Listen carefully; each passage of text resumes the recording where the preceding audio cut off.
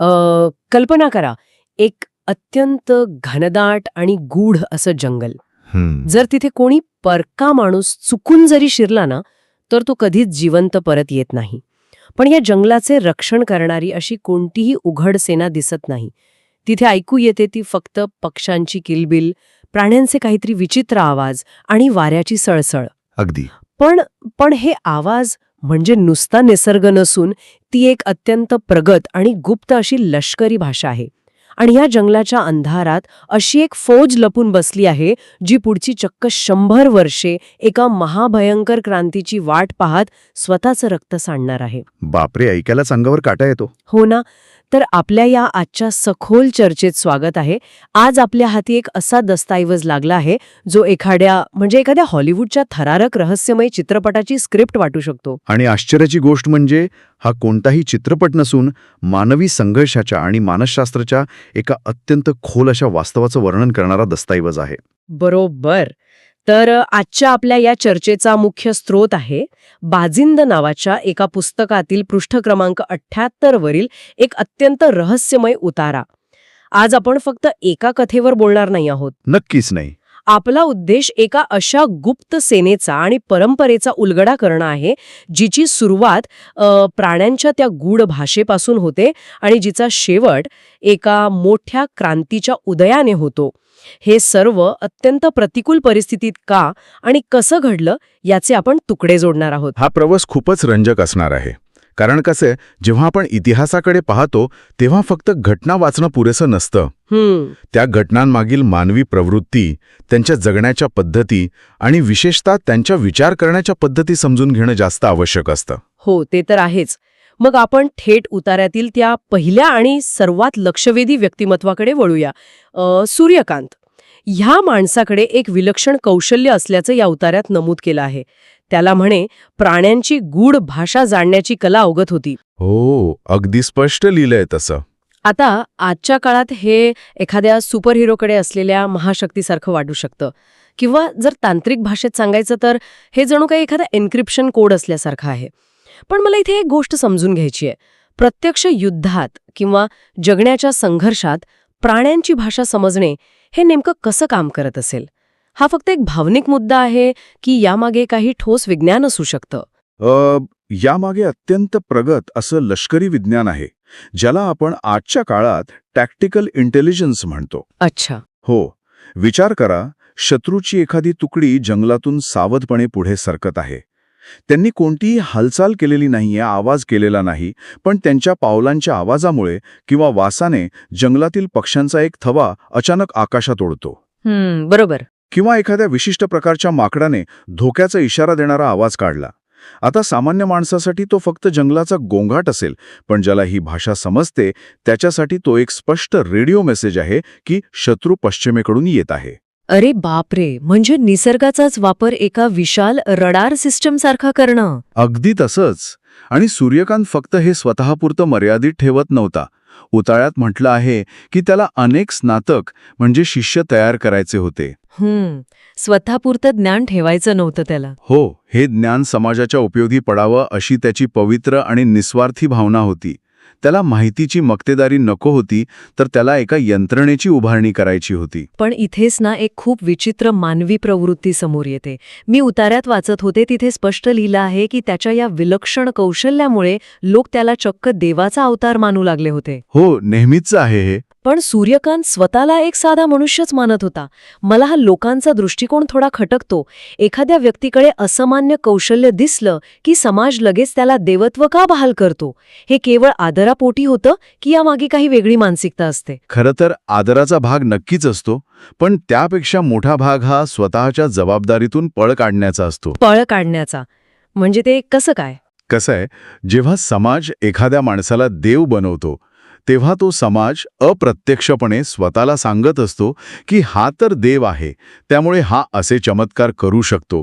आपण तर सामान्य माणसं आहोत, आपल्याला हे कुठे जमणार? अरेच्छा. म्हणजे आपण स्वतःला कमी लेखतो. बरोबर. देवत्व बहाल करणं हा एका अर्थाने स्वतःच्या निष्क्रियतेवर पांघरून घालण्याचा एक अत्यंत सोयीस्कर मार्ग आहे.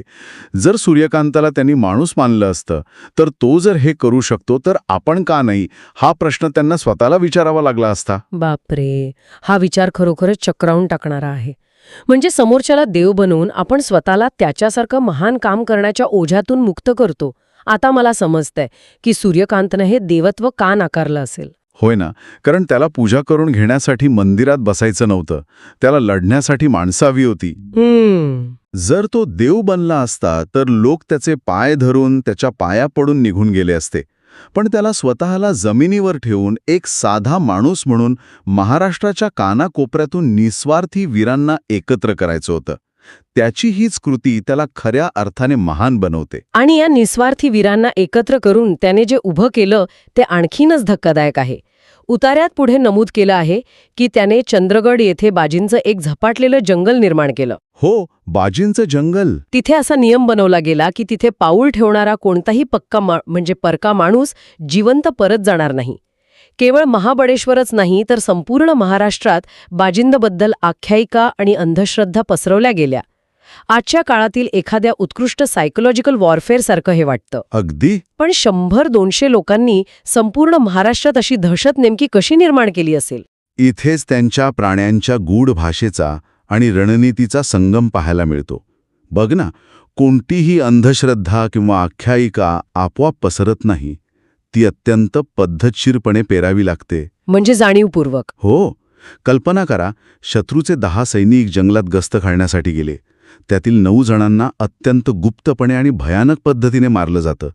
पण एकाला जाणीवपूर्वक जिवंत सोडलं जातं. अच्छा, म्हणजे मेसेज पोहोचवण्यासाठी. बरोबर. तो जिवंत राहिलेला सैनिक जेव्हा धावत घाबरत आपल्या छावणीत पोहोचतो तेव्हा तो काय सांगेल? तो सांगेल की तिथे कोणतीही माणसं नव्हती. झाडांतून बाण आले, प्राण्यांनी हल्ले केले, ते जंगल झपाटलेलं आहे. अरेच्या, म्हणजे शत्रूच्याच माणसांचा वापर करून स्वतःबद्दलची दहशत पसरवणं. क्या बात आहे. अगदी तसंच. आणि जेव्हा तुमचे शत्रू संख्येत आणि ताकदीत तुमच्यापेक्षा कैक पटीने मोठे असतात, तेव्हा समोरासमोर युद्ध जिंकणं अशक्य असतं. अशावेळी तुमच्याबद्दलची रहस्यमयता आणि भीती हेच तुमचं सर्वात मोठं हत्यार असतं. म्हणजे प्रत्यक्ष लढण्याआधीच. हो, शत्रूला तुमच्याशी लढण्याआधी स्वतःच्या मनातील भीतीशी लढावं लागतं. पण इथेच माझ्या मनात एक मोठा प्रश्न उभा राहतो. उतार्यात म्हटलं आहे की या जंगलात देशासाठी जगणाऱ्या 100-200 वीरांची टोळी तयार झाली, पण त्यांनी मर्यादा राखून काम केलं. आता हे मर्यादा राखून म्हणजे नेमकं काय? जर त्यांच्याकडे एवढी ताकद होती, जंगलाचा एवढा आधार होता, तर त्यांनी उघडपणे बंड का पुकारलं नाही? 100-200 सशस्त्र लोक जंगलात नुसते लपून बसले होते. याला काही लोक भित्रेपणा किंवा पलायनवाद म्हणणार नाहीत का? हा एक अतिशय रास्त आणि कळीचा प्रश्न आहे. वरवर पाहता ते पलायनवाद वाटू शकतं, पण लष्करी आणि राजकीय दृष्टिकोनातून याला स्ट्रॅटेजिक पेशन्स किंवा धोरणात्मक संयम म्हणतात. धोरणात्मक संयम. हो. आपण परिस्थितीचं गांभीर्य समजून घेतलं पाहिजे. संपूर्ण महाराष्ट्र उभा आडवा पारतंत्र्यात होता. 5 बलाढ्य राजवटी सत्तेत होत्या. अशावेळी फक्त 100-200 लोकांनी उघडपणे बंड पुकारणं म्हणजे केवळ आत्मघात होता. शत्रूने त्यांना एका दिवसात चिरडून टाकलं असतं. म्हणजे भावनेच्या आहारी जाऊन वीरमरण पत्करण्यापेक्षा ध्येयासाठी जिवंत राहणं त्यांनी निवडलं. होय, कारण जर ते संपले असते तर तो विचारच संपला असता ना. बंड करण्यासाठी लागणारी संधी रातोरात निर्माण होत नाही. ती निर्माण होईपर्यंत स्वतःचं अस्तित्व टिकून ठेवणं, निखारा विजू न देणं हे एका आत्मघाती हल्ल्यापेक्षा खूप पटीने कठीण असतं. खरंच की. मर्यादा राखून काम करणं याचा अर्थ स्वतःच्या क्षमता ओळखणं. आपण कुठे हल्ला करू शकतो आणि कुठे आपण शांत बसलं पाहिजे याचं भान असणं हीच खऱ्या गनिमी काव्याची ओळख आहे. हा मुद्दा खरोखरच दृष्टिकोन बदलणारा आहे. जिवंत राहणं हाच जेव्हा सर्वात मोठा बंड असतो, तेव्हा लपून राहणं हा भित्रेपणा नसून ती एक महान तपश्चर्या ठरते. नक्कीच. आणि ही तपश्चर्या किती काळ चालली तर उतार्यात पुढे अत्यंत थक्क करणारी माहिती आहे. सूर्यकांत आजन्म ब्रह्मचारी राहिला. त्याने आपल्या फौजेतील सर्वात निस्वार्थी आणि पात्र असा एका धारकऱ्याला ते गूढ ज्ञान दिलं आणि बाजिंद म्हणून सेनेचं नेतृत्व दिलं. आणि ही परंपरा चक्क 100 वर्ष टिकून राहिली. 100 वर्ष? हो. सध्याचा जो निवेदक आहे तो आजचा बाजिंदा आहे. 100 वर्ष म्हणजे मानवी इतिहासात कोणतीही गुप्त संस्था किंवा चळवळ 100 वर्ष टिकून राहणं ही एक अत्यंत दुर्मिळ घटना आहे. मला हे एखाद्या दंतकथेतील सिक्रेट सोसायटीसारखं वाटतं. पण इथे एक खूप वेगळा पैलू आहे. सूर्यकांतने आपला वारसा स्वतःच्या रक्ताच्या नात्यात दिला नाही. त्याने आजन्म ब्रह्मचर्य पाळलं आणि वारसा पात्रतेच्या आधारावर दिला. हो, हे खूप महत्वाचं आहे. आजच्या काळात आपण पाहतो की राजकीय किंवा सामाजिक वारसा हा बहुतांश वेळा घराणेशाहीतून पुढे जातो. पण इथे निष्ठा आणि पात्रता हाच एकमेव निकष होता. आणि म्हणूनच ती परंपरा 100 वर्ष टिकली. जेव्हा एखादी चळवळ व्यक्तीवर किंवा रक्ताच्या नात्यावर अवलंबून असते, तेव्हा ती चळवळ त्या व्यक्तीच्या किंवा वंशाच्या मर्यादांसोबत संपते. बरोबर. सूर्यकांतचा मुलगा कदाचित त्याच्या इतकाच शूर निघाला नसता, पण सूर्यकांतने स्वतःचा वंश वाढवण्यापेक्षा विचारांचा वंश वाढवला. त्याने नेतृत्वाचं संस्थात्मीकरण केलं.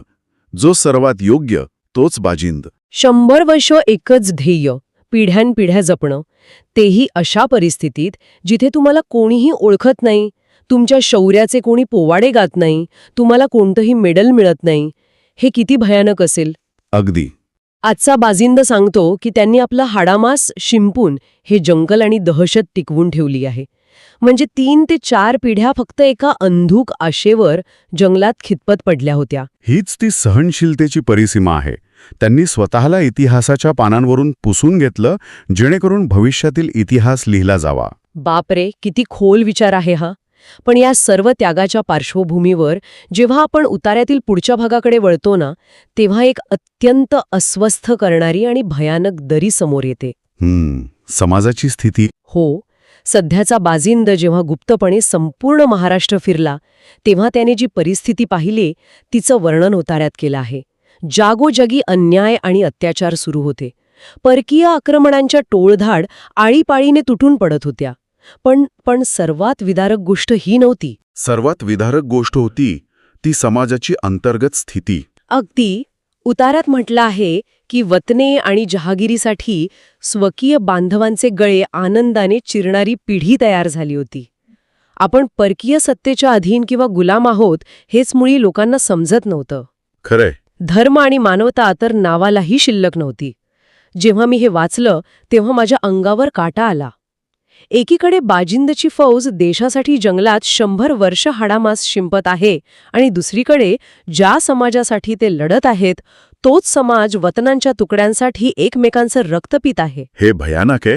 हे म्हणजे एखाद्या बुडणाऱ्या जहाजावर जहाजाचं नियंत्रण मिळवण्याऐवजी डेकवरच्या खुर्च्या मिळवण्यासाठी एकमेकांना मारण्यासारखं आहे. हे उदाहरण अत्यंत अचूक आहे. आणि पारतंत्र्यातील हीच सर्वात मोठी शोकांतिका असते. पारतंत्र्य हे फक्त बाह्य नसतं किंवा ते फक्त तलवारीच्या जोरावर टिकत नाही. ते खऱ्या अर्थाने टिकतं ते मानसिक गुलामगिरीवर. पण ही मानसिकता इतकी खालच्या थराला कशी जाऊ शकते? लोक स्वतःच्या भावांचे गळे का चिरत होते? कारण परकीय सत्ताधीशांनी अत्यंत हुशारीने एक अशी व्यवस्था निर्माण केली होती जिथे लोकांच्या महत्वाकांक्षा अतिशय क्षुल्लक गोष्टींपर्यंत मर्यादित ठेवल्या गेल्या. म्हणजे वतनांचा मोह. हो, वतन किंवा जहागिरी म्हणजे काय? जमिनीचा एक छोटासा तुकडा आणि थोडेसे अधिकार. परकीय सत्ताधीशांनी संपूर्ण देश बळकावला आणि त्यातील एक छोटासा तुकडा या लोकांना फेकून दिला. आणि हे लोक त्यावर उड्या मारत होते. बरोबर. आणि मग हेच लोक त्या तुकड्यासाठी एकमेकांच्या जीवावर उठले. जेव्हा समाजाची दृष्टी इतकी संकुचित होते तेव्हा त्यांना आपला खरा शत्रू कोण आहे हेच दिसत नाही. म्हणजे गुलामाला आपण गुलाम आहोत हेच समजत नाही. त्याहूनही भयंकर, गुलामाला आपण गुलाम आहोत हे समजत नाहीच, पण त्या गुलामीच्या साखळ्यांना सोन्याचे दागिने समजून तो मिरवू लागतो. यालाच नैतिक आणि वैचारिक दिवाळखोरी म्हणतात. हे खूपच डार्क आहे. हो, जेव्हा समाज अशा अवस्थेत पोहोचतो तेव्हा शत्रूला सैन्य पाठवून तुम्हाला मारण्याची गरजच उरत नाही. तुमचे लोकच त्यांचं काम करत असतात. हा विचार करतानाच किती नैराश्य येतं. सध्याच्या बाजिंद्याने जेव्हा हे उघड्या डोळ्यांनी पाहिलं असेल तेव्हा त्याला काय वाटलं असेल? आपले पूर्वज 100 वर्ष ज्या स्वराज्याचं स्वप्न पाहत जंगलात सडत आहेत ते स्वराज्य अस्तित्वात येण्याची कोणतीही शक्यता उरलेली नाही, असाच विचार त्याच्या मनात आला असेल ना? नक्कीच आला असेल, कारण संपूर्ण अंधार पसरला होता. कोणतीही आशा शिल्लक नव्हती. समाज स्वतःलाच नष्ट करत होता. पण इतिहासाचं चक्र नेहमीच एका अनपेक्षित वळणावर फिरतं. जेव्हा अंधार सर्वात गडद असतो तेव्हाच पहाट होण्याची वेळ आलेली असते. आणि उतार्यात नेमका तोच नाट्यमय प्रसंग येतो. अगदी. या सर्व अंधकारमय, नैराश्यपूर्ण आणि अत्यंत प्रतिकूल परिस्थितीत पुण्यातून एक बालक्रांतिकारक उठला. त्याने भागवत धर्माची भगवी पताका आपल्या राज्याचा ध्वज म्हणून जाहीर केला. क्या बात है. आणि नुसती जाहीर केली नाही, तर हिंदुस्थानातील 5ही जुलमी राजवटींविरुद्ध प्रचंड लढा उभा केला. हा प्रसंग वाचताना जणू काही श्वासच रोखला जातो. आणि इथे उतार्यातील एका वाक्यावर विशेष लक्ष देणं गरजेचं आहे. कोणतीही परिस्थिती अनुकूल नव्हती. हो, हे खूप महत्वाचं आहे. कारण आपण नेहमी विचार करतो की क्रांती तेव्हाच होते जेव्हा परिस्थिती अनुकूल असते, जेव्हा लोकांचा पाठिंबा मिळतो. बरोबर. पण इथे तर समाज स्वतःमध्येच लढत होता.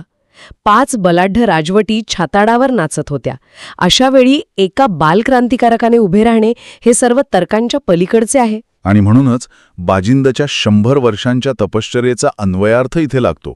आपण विचार करत होतो की त्यांनी 100 वर्ष जंगलात राहून काय मिळवलं. हो, त्यांनी काय मिळवलं शेवटी? त्यांनी हा निखारा विजू दिला नाही. जो समाज पूर्णपणे भ्रष्ट झाला होता, ज्या समाजाने संघर्ष करणं सोडून दिलं होतं, त्या समाजाचा एका कोपऱ्यात एका अज्ञात जंगलात संघर्षाची आग जागी होती. अच्छा, म्हणजे ती आग त्यांनी टिकवून ठेवली. होय.